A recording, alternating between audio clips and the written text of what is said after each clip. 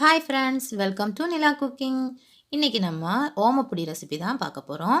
இது ரொம்ப சுலபமாக பண்ணிடலாம். ஸ்நாக்ஸ் வகையிலே இது தான் ரொம்ப குயிக்காக பண்ணக்கூடிய ஒரு ஸ்நாக்ஸ். இதை எப்படி பண்ணணுன்ட்டு வாங்க வீடியோவில் பார்க்கலாம்.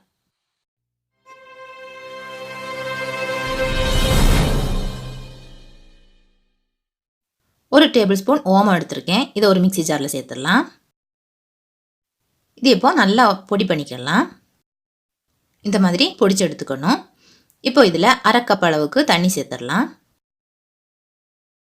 திருப்பியும் இதை மிக்சியில் ஒரு ஓட்டி எடுத்துடலாம். இந்த மாதிரி இருக்கும். இதை நம்ம இப்போ வடிகட்டி எடுத்துடலாம். இப்படி பண்ணும்போது நமக்கு ஓமத்துடைய ஃபுல் வாசனையும் கிடைக்கும். இப்போ நமக்கு தேவையான ஓம வாட்டர் ரெடியாக இருக்குது.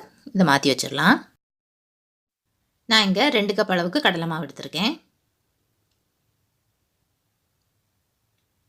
அது கூடவே 1/4 கப் அளவுக்கு பச்சரிசி மாவு, இடியப்ப மாவு தான் எடுத்திருக்கேன். இது கூடவே கலருக்காக அரை டேபிள் ஸ்பூன் மஞ்சள் தூள், ஒரு பிஞ்ச் அளவுக்கு காயப்பொடி, 1/4 டீஸ்பூன் அளவுக்கு மிளகாய் தூள், தேவைக்கேற்ப உப்பு, ஒரு டேபிள் ஸ்பூன் அளவுக்கு எண்ணெய் நல்லா சூடு பண்ணி இப்போ இதையும் சேர்த்துடலாம். இப்போ இது எல்லாத்தையுமே நம்ம மிக்ஸ் பண்ணிக்கலாம். கை சுற்றாமல் பார்த்து கவனமாக பண்ணுங்கள்.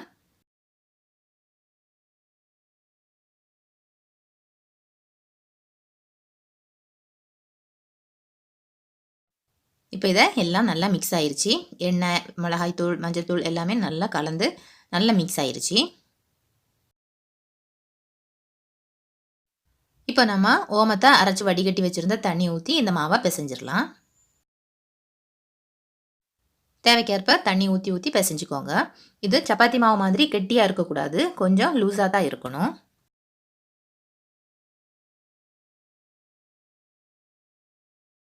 இப்போ நம்ம மாவு ரெடி ஆயிடுச்சு. இந்த மாதிரி கொஞ்சம் பிசுபிசுப்பு தன்மையோடு தான் இருக்கணும். கொஞ்சம் லூஸான கன்சிஸ்டன்சியில் தான் இருக்கணும். நம்ம மாவு ரெடியாக இருக்குது. நம்ம இப்போ ஓமப்பொடி செஞ்சிடலாம். இந்த மாதிரி குட்டி குட்டி ஓட்டையாக உள்ள இடியப்பம் செய்கிற அச்சு எடுத்துக்கோங்க. இதை உலக்கில் சேர்த்துடலாம். இப்போ நம்ம பிசைஞ்சு வச்ச மாவுலேருந்து ஒரு பார்ட் எடுத்து இந்த உலக்கில் சேர்த்துடலாம்.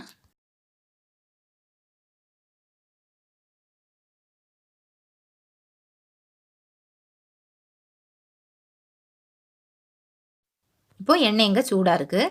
நம்ம ஒரு கரண்டி யூஸ் பண்ணி இந்த எண்ணெய் இப்படி சுற்றி விடலாம். சுற்றி விடும்போது அந்த எண்ணெயை சுற்றிக்கிட்டு இருக்கும்போதே நம்ம மாவை இதில் புழிஞ்சு விட்டுட்டோம்னா நல்ல ரவுண்டு ஷேப்பு கிடைக்கும். அதுக்காக தான் அப்படி சுற்றி விடுங்க.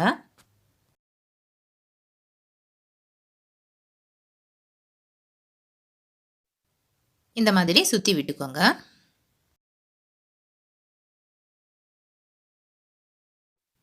இது இப்போ நம்ம பிரட்டி விட்டுடலாம். ரொம்ப நேரம்லாம் ஆகாது. ஒரு 2 நிமிஷத்துலே ஒரு பக்கம் நல்லா ஃப்ரை ஆயிரும். மறுபக்கம் ஒரு 2 நிமிஷம், அவ்வளோதான். நம்ம ஓமப்பொடி ரெடி ஆயிரும். இப்போ இந்த எண்ணெயில் உள்ள பதையெல்லாம் அடங்கிருச்சு. நம்ம ஓமப்பொடி ஃப்ரை ஆயிருச்சு. நம்ம எண்ணெயிலேருந்து எடுத்துடலாம். அடுத்து மீதி இருக்க மாவையும் இதே மாதிரியே நம்ம சுற்றி விட்டு ஃப்ரை பண்ணி எடுத்துக்கலாம்.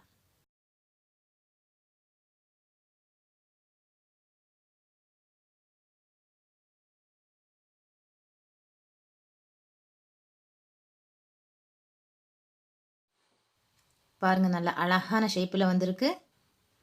நல்லா கிறிஸ்பினஸாகவும் இருக்குது. ரொம்ப குயிக்காக நம்ம இதை ரெடி பண்ணிட்டோம்.